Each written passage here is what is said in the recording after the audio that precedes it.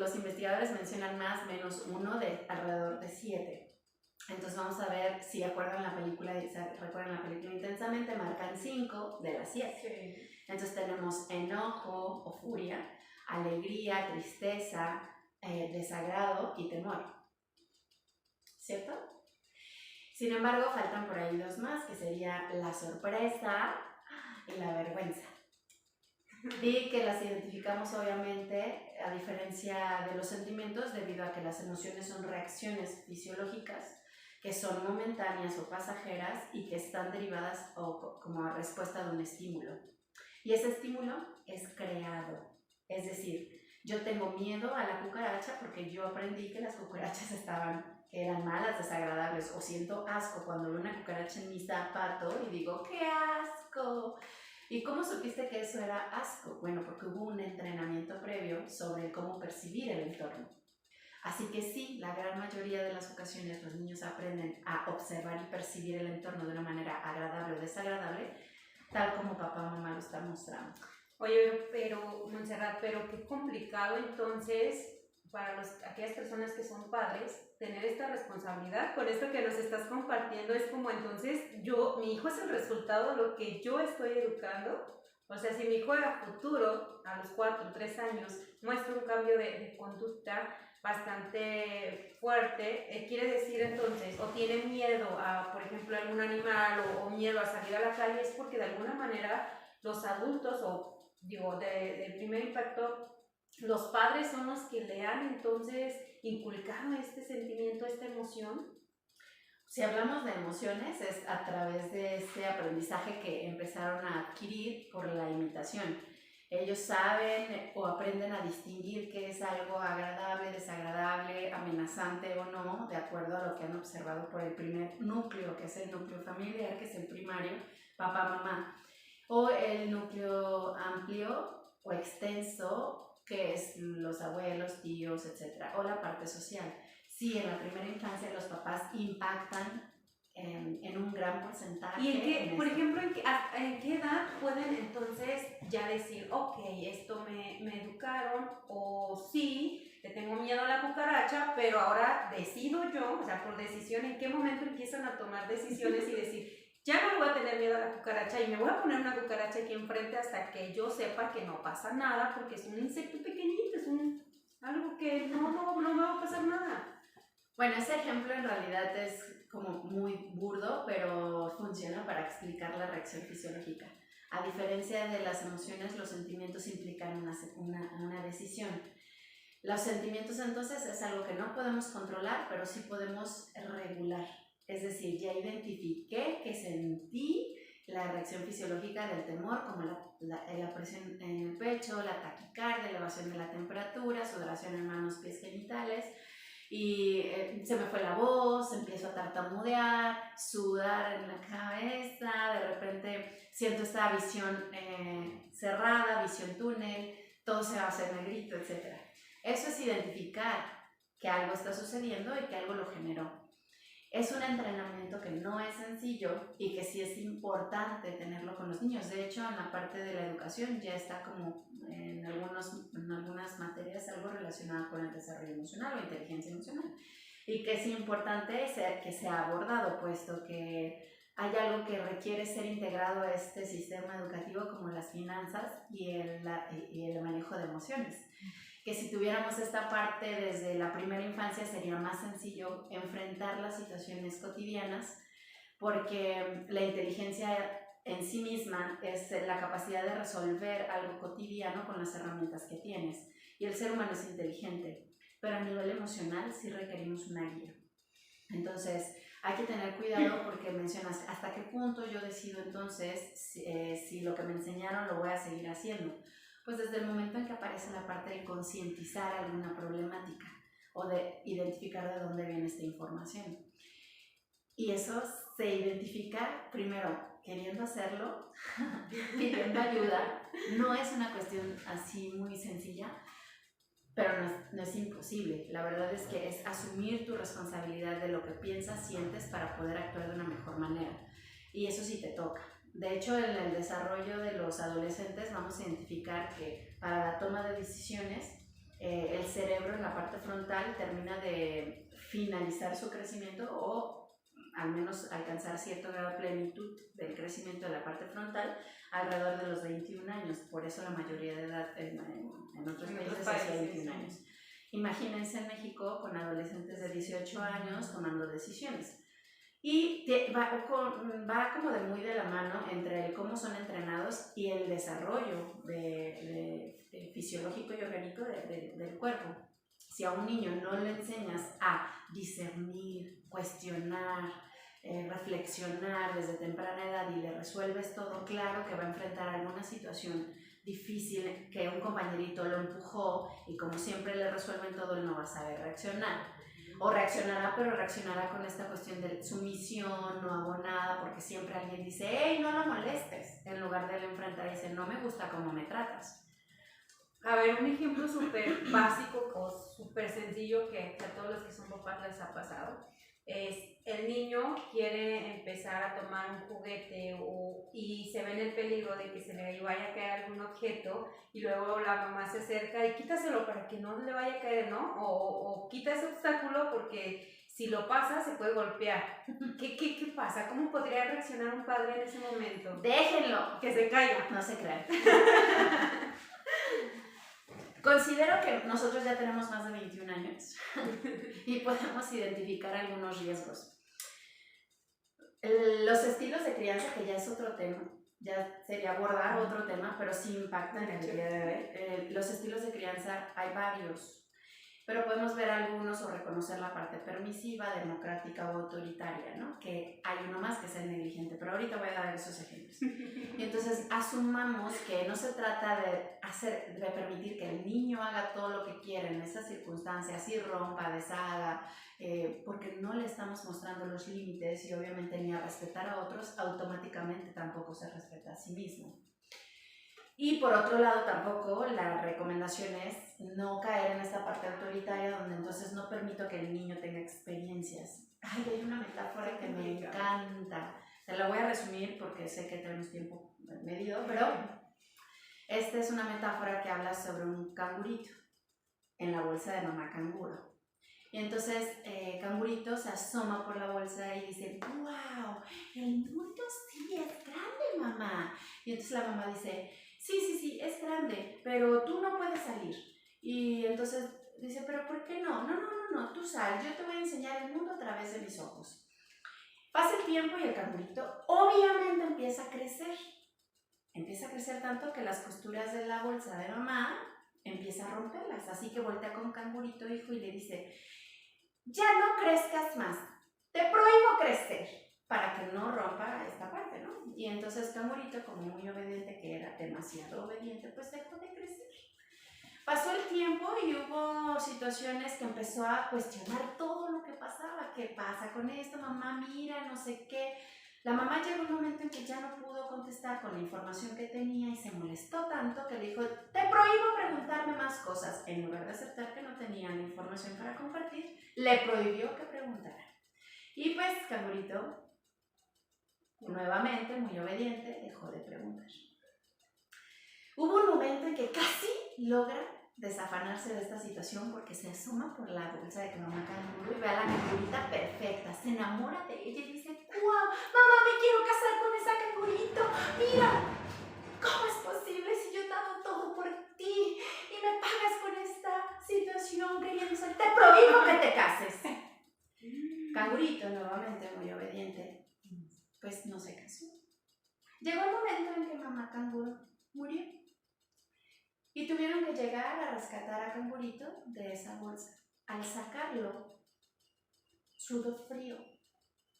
Casi al tocar el piso, sudó aún más de tanto temor que tenía. Pidió que lo pusieran en un hueco de un árbol. Y es todavía la fecha que se asoma Cangurito y se escucha su voz diciendo, ¡guau! El mundo sí es grande.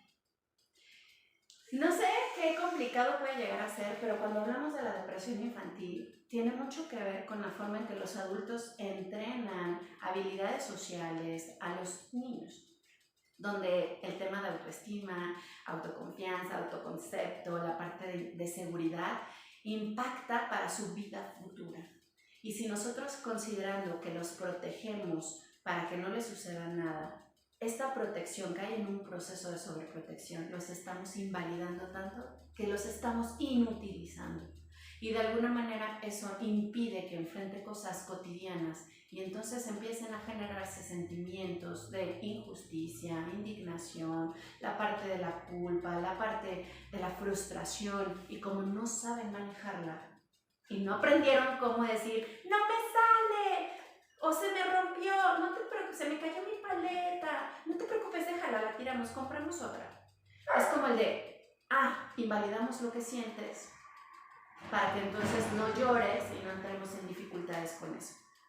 Los papás sí impactan. Sí, impactan, pero bueno, cuando son dos, pues bueno, ¿no? Tienen estas dos experiencias ya, existe el papá, existe la mamá, entonces llegamos a un acuerdo para educar a los hijos. Pero, ¿qué pasa cuando el papá está ausente, cuando el papá simplemente abandonó al hijo? ¿Cómo la mamá puede suplir al papá?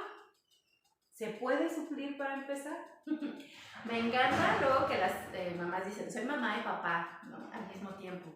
Sin embargo, en la cuestión de las jerarquías y la estructura psicológica, al menos en los niños, es importante asumir que buscan la figura paterna en algún lugar. Puede ser el abuelo, puede ser el hermano mayor, puede ser el tío, puede ser el vecino que le aconseja, puede ser...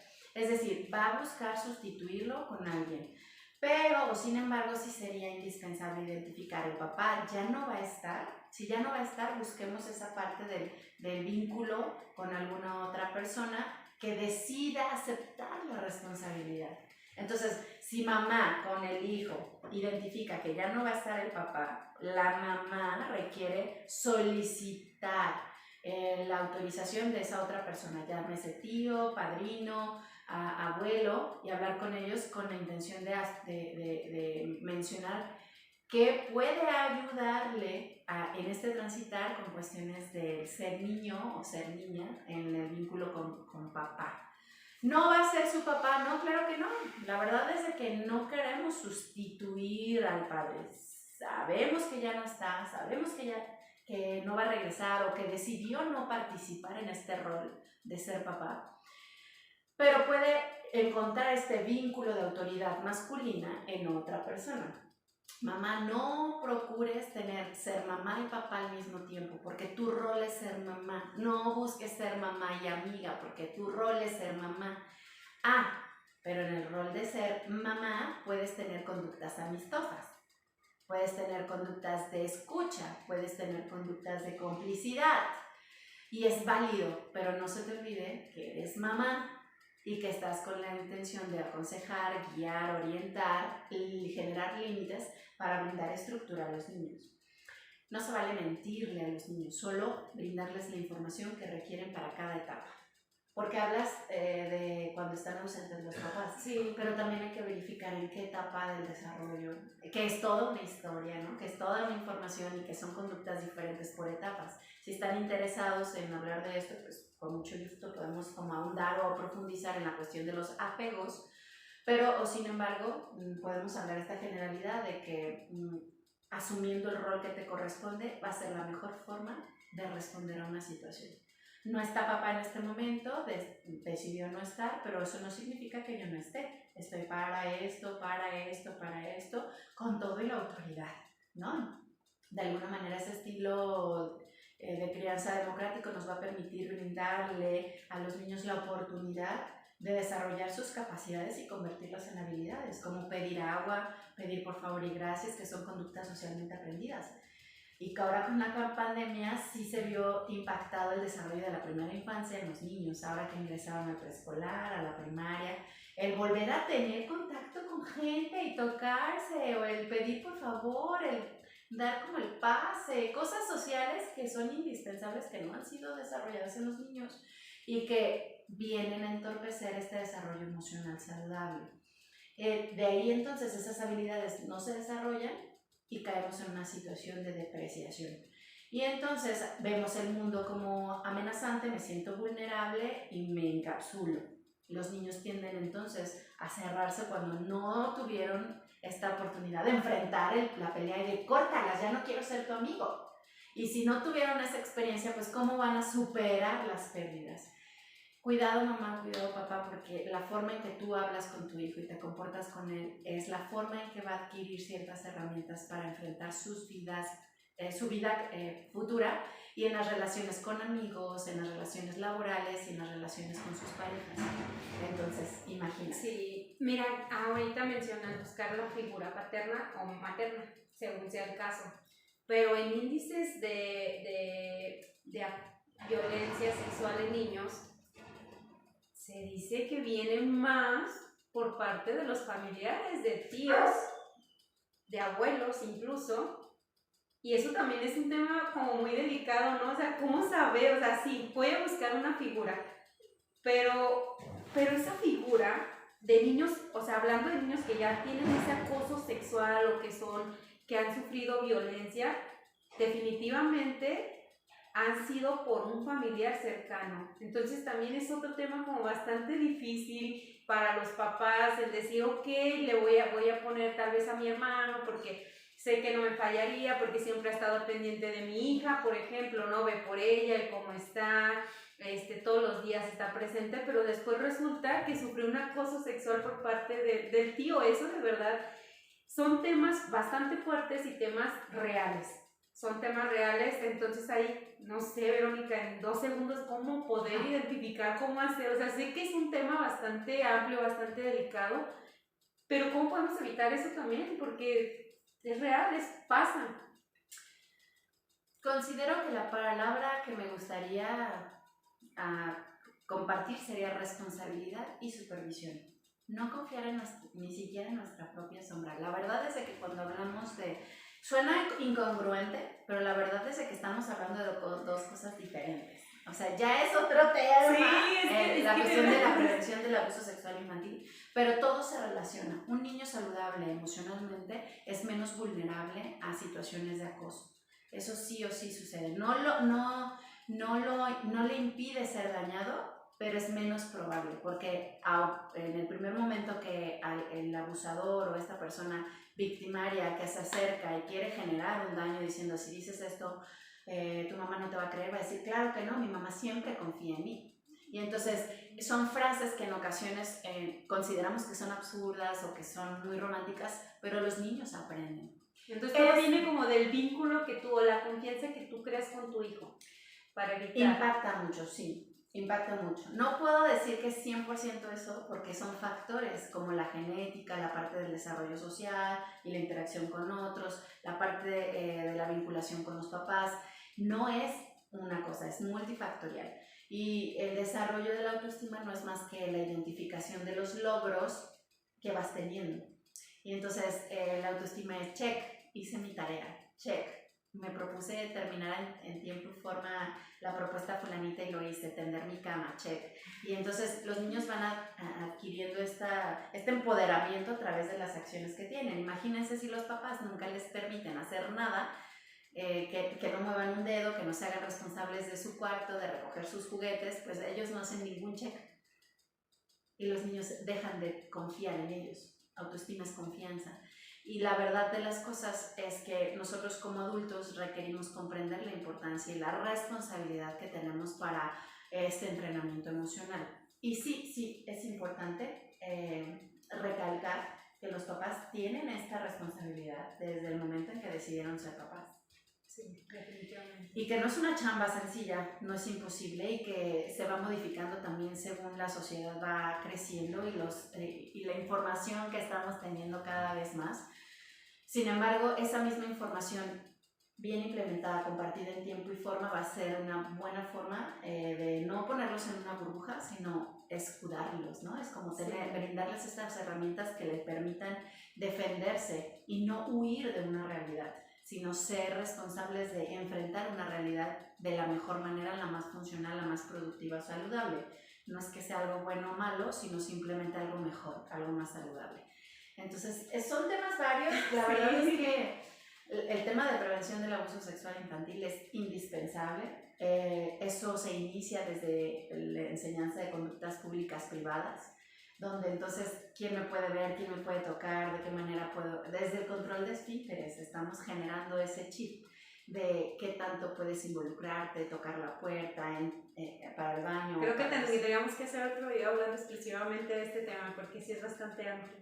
Definitivamente, la invitación o con lo que me gustaría quedarme es que la responsabilidad de como ser madre y padre para el desarrollo saludable a nivel emocional de su hijo es de ustedes. Y no les queda más de que elegir o entre quedarse igual o avanzar. Yo los invito a que avancen porque al final de cuentas la vida te cobra una factura al final, ¿no? Entonces se vienen o se despliega como una bola de nieve, inicia muy pequeño, pero al ratito los adolescentes traen una situación muy impresionante como de estos pensamientos desagradables en los niños que empiezan a sentirse no suficientes, no valorados y más adelante entonces situaciones de intolerancia que les genera esta ideación de lastimarse o lastimar a otros o la planeación y hasta la tentativa de suicidio. Son temas delicados, sé que es importante hablarlos, pero también son escenarios que más que ocultarlos o maquillarlos es enfrentarlos. Tengo una última pregunta, Vero, Monse, es respecto a qué pasa cuando ya un hijo es educado únicamente con de una sola figura, ya sea mamá o papá. Llega un momento en el que crece, ya forma su propia familia, ¿no? Su esposa, sus hijos, o el esposo y los hijos, y esta persona, lo que llamamos coloquialmente es fría, no demuestra afecto, no demuestra cariño, no es cariñoso, no tiene apegos, por ejemplo, con las personas. ¿Qué pasa? ¿Eso es normal? ¿Llega a afectar en algún momento el hecho de tener esta conducta? ¿O qué pasa con este? Más que anormal o anormal, el cómo suena cuando lo dices. Puros nos en tu frase, no permite, no acaricia, no. Yo los invito, porque no es solo un caso, seguramente muchas de nuestras personas cercanas pueden llegar a tener esta dificultad para vincularse emocionalmente o generar una interacción con otras personas debido a una situación de entrenamiento o de desarrollo infantil con vacíos emocionales o con heridas emocionales y que obviamente él no nació así. Él aprendió, hay dificultad en la vinculación, que genera temor, desagrado constantemente, pues en realidad valdría mucho el esfuerzo que pudieras pedir ayuda, porque no es esperado, si hablamos desde que nacimos, que nos movemos, no es esperado estar aislado o sin vinculación afectiva con otros. Somos seres sociales que aunque nacemos solos y morimos solos, convivimos en sociedad. Y si no quieres, pues vete como ermitaño a un lugar y vive tú solo. Pero si vas a estar en compañía y compartiendo con otros, no requieres ser el buena onda, el súper feliz, pero mínimo no sentirte menos en desagrado, en constante angustia, presión. No requieres sentirte así. Asumamos entonces que la responsabilidad sí de los papás en un principio, en la primera infancia, para el entrenamiento de las emociones, sí es por parte de los papás. Sin embargo, ya ahora como grande, considerando que tú estás identificando algo para mejorar, más que ir viendo la vida o a los demás como culpables, asumir tu responsabilidad y considera lo que voy a decir como cierre, para despedirme de una vez. Asumamos que somos seres con libertad de elección. Somos seres que tenemos este libre albedrío, combinado con la responsabilidad. Y un alumno alguna vez me dijo que responsabilidad es responder por las acciones que tenemos y asumir las consecuencias.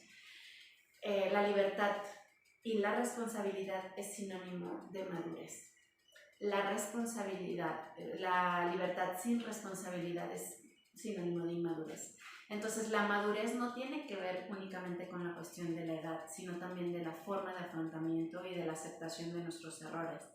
Aceptar que requerimos ayuda también es de valientes. Así que los invito de alguna manera a tomar esta conciencia y reflexión, que si no tienes hijos, que sin embargo estás viviendo tu vida, vívela al máximo. No se trata de que sea difícil, sino también asumir que esta situación de entrenar las emociones es divertida, es llamativa, es dinámica, es de movimiento.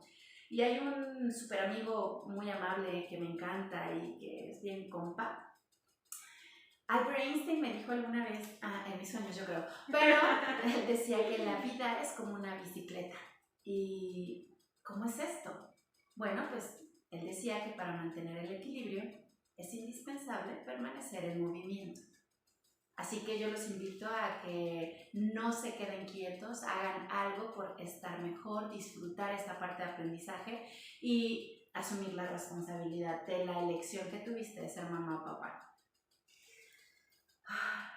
Temas bastante fuertes, bastante reflexión para seguir trabajando como individuos, como personas, porque creo que la mayoría o todos queremos, estamos expuestos al cambio, definitivamente. Muchísimas gracias por este momento, la verdad lo disfruté muchísimo, no tienes idea cuánto ya quería estar así contigo, que nos compartas cada experiencia, cada que estoy contigo aprendo algo, definitivamente aprendo algo y llego a mi casa y voy trabajando todo lo que platicamos, porque definitivamente siempre me invitas a reflexionar y espero que este sea el caso también de las personas que tienen la oportunidad, se dan la oportunidad de ver este video.